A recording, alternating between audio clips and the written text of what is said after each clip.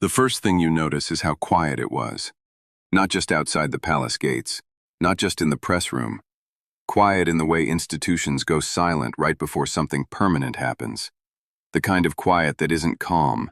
It's controlled, deliberate, heavy.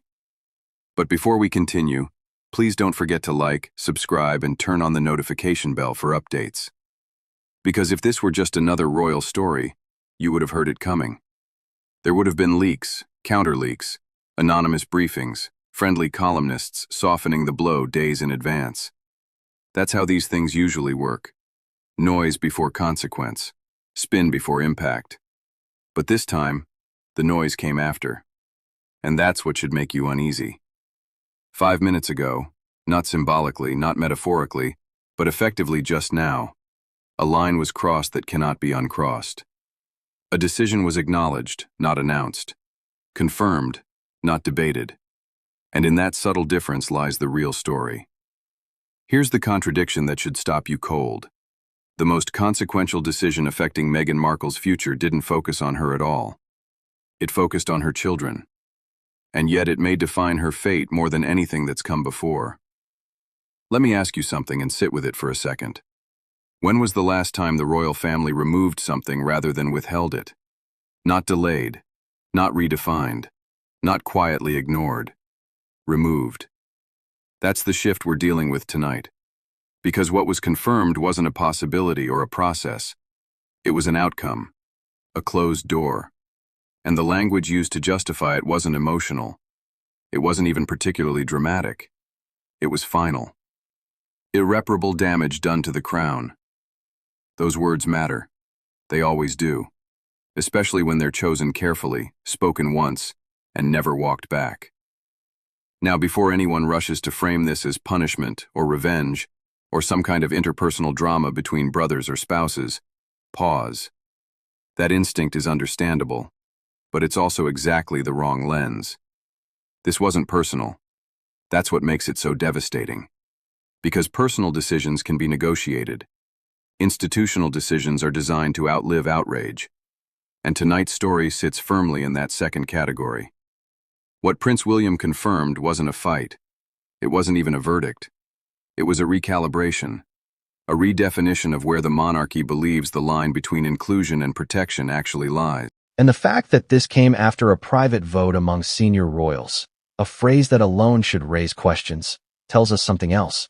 This wasn't impulsive. It wasn't reactive. It wasn't about headlines. It was about risk management. Think about that for a moment. When institutions talk about irreparable damage, they aren't looking backward. They're looking forward. They're asking a single, brutal question: what happens if we don't act? That's the question that framed everything that followed. And that's why Archie and Lilibet, children who never chose any of this, are now central to a decision that rewrites how royal status is understood moving forward. Not delayed, not conditional, revoked. That word doesn't get used lightly in royal contexts. It's sharp, legal, surgical. It implies something was once possible, even expected, and has now been deliberately taken away. And yet, what's striking is how little emotion surrounded the confirmation. No raised voices, no moralizing, no dramatic flourishes, just acknowledgement, as if the decision had already been absorbed internally, processed, accepted, normalized, long before the public was allowed to hear it. Which brings us to the part that should unsettle you most: the timing. This didn't happen in the middle of a scandal. There was no triggering incident, no explosive revelation forcing the palace's hand in real time. That absence is the tell. Because the most powerful institutions don't wait for crises. They act before one becomes unavoidable. And according to multiple insiders, this vote wasn't convened because something new happened. It was convened because nothing changed. That distinction matters. For years now, the conversation around Meghan Markle and the monarchy has been framed as conflict. Competing narratives, public perception battles, media framing wars. But conflict assumes engagement. What we're seeing now looks a lot more like disengagement. The crown isn't arguing anymore. It isn't defending itself. It isn't even rebutting accusations. It's narrowing its exposure. That's a colder move, and a far more consequential one. Because when the institution decides that the safest path forward involves drawing firmer boundaries, especially around titles, lineage, and symbolic continuity, it signals a shift in priorities. Image management gives way to structural preservation, and children, tragically, become part of that calculation. Now, let's be very clear about something before this goes any further. This isn't about whether Archie and Lilibet deserve titles. That framing misses the point entirely. Royal titles aren't rewards. They're obligations. They tie individuals, even infants, into a web of expectations, symbolism, and accountability that exists to serve the crown, not the other way around. Which raises a deeply uncomfortable question. What happens when the crown decides that connection itself has become a liability? That's the heart of this story. Not punishment, not spite, liability. And once a relationship is framed that way inside an institution built on continuity and control, the outcome becomes almost inevitable. Still, inevitability doesn't mean simplicity. Because what was confirmed today didn't happen in a vacuum. It came after years of quiet recalibration inside palace walls. Years of internal debate about what a modern monarchy can afford to carry and what it can't. Slimming down, streamlining, reducing points of failure. Those phrases have been used before, often publicly, often reassuringly.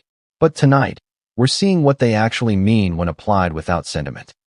And here's where the story takes a turn that many people won't want to confront. This decision doesn't just affect two children's titles. It reshapes Meghan Markle's relationship to the institution in a way that may be impossible to reverse. Because royal relevance isn't binary. It's relational. Titles create leverage. Remove them, and you don't just remove status, you remove a channel, a tether, a reason for the institution to negotiate, accommodate, or even respond. That's what makes this move so strategic and so final, which brings us back to Prince William's role in all of this. Not as a brother, not as a son, but as a future king making decisions with a long horizon. Listen carefully to how this was framed, not as a personal judgment, not as a moral stance, as a protective measure for the crown. That framing is everything. Because once a decision is justified on those grounds, it becomes very difficult to argue against without appearing to challenge the legitimacy of the institution itself. And that's not accidental. It's also why this confirmation came when it did. Not during a media storm, not during a moment of heightened emotion, but during a period of relative quiet, when the decision could land without immediately igniting a counter-narrative strong enough to force reconsideration. Silence, in this case, wasn't an oversight. It was the strategy.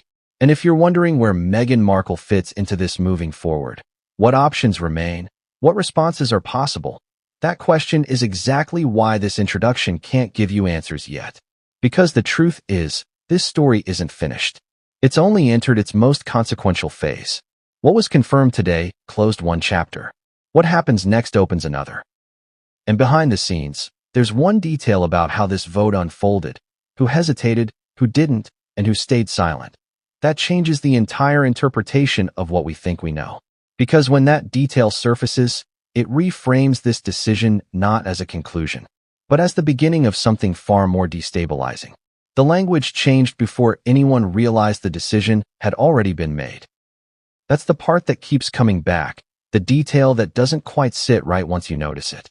Because long before titles were discussed, before children's futures were quietly redrawn, before words like revoked entered the conversation at all, something subtler happened inside the palace ecosystem. The tone shifted. Not publicly, not in speeches or press releases. In the internal vocabulary. In how people referred to situations, not people.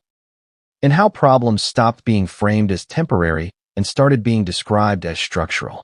If you're looking for the exact moment everything turned, it wasn't a vote.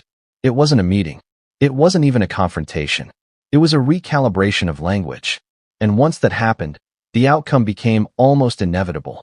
Because institutions don't act first. They redefine first. Action follows language, not the other way around. What Prince William confirmed didn't arrive out of nowhere. It arrived at the end of a long internal process where words were tested, softened, hardened, and finally locked into place. When he spoke, he wasn't introducing an idea. He was acknowledging one that had already been agreed upon, internalized, and operationalized. That's why the confirmation felt oddly restrained, almost clinical. No appeals to emotion, no emphasis on personal feelings, no attempt to soften the blow. Just a statement that carried weight precisely because it avoided drama. And if that unsettled you, it should have. Because the absence of emotion wasn't a lack of care. It was a signal of distance, a sign that the decision had moved beyond the realm of debate and into the realm of governance. Here's where the story starts to get uncomfortable. For years, the royal family's public communications around Meghan Markle and Prince Harry relied on ambiguity, carefully balanced phrases, open-ended language, statements that allowed for reinterpretation later. Possibility was always preserved. That changed. In the weeks leading up to the confirmation, palace insiders describe a noticeable shift. Briefings stopped using relational terms. Words like family, personal, private matter quietly disappeared from internal memos. In their place came terms you'd expect to hear in a boardroom, not a living room. Exposure, risk, precedent. Those are not emotional words. They are managerial ones. And once those words enter the conversation, the framework changes completely. Because now the question isn't how to reconcile, it's how to contain. Prince William's role in this transition is critical, not because of his authority alone, but because of how he approached the issue. According to those familiar with the process, he didn't push for action immediately. He pushed for clarity. What exactly is the risk? What precisely is being protected? And most importantly, what happens if nothing is done? Those questions aren't accusatory. They're diagnostic. They turn a personal dispute into a systemic concern. And once a situation is framed as systemic, sentiment becomes secondary. This is where many observers misunderstand what's unfolding. They look for anger, resentment, emotional payoff. They expect visible tension, raised voices, dramatic ultimatums. What they miss is that the most decisive institutional moves rarely look like fights. They look like audits. Quiet, methodical, detached. By the time the private vote among senior royals took place, the language had already done most of the work. The vote wasn't about whether to revoke titles.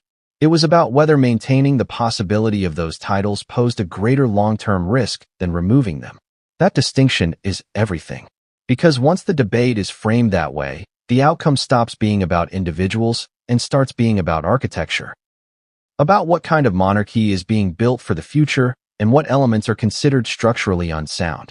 And here's the part that rarely gets discussed. The phrase irreparable damage to the crown didn't emerge organically in that room. It had been circulating internally for some time, attached not to people, but to scenarios, hypotheticals, projections. What if titles are retained but not exercised within the institutional framework? What if royal status is leveraged externally in ways the crown cannot control? What if ambiguity itself becomes the vulnerability? These weren't questions about intent. They were questions about consequence. And in that context, Archie and Lilibet became symbols of something much larger than themselves.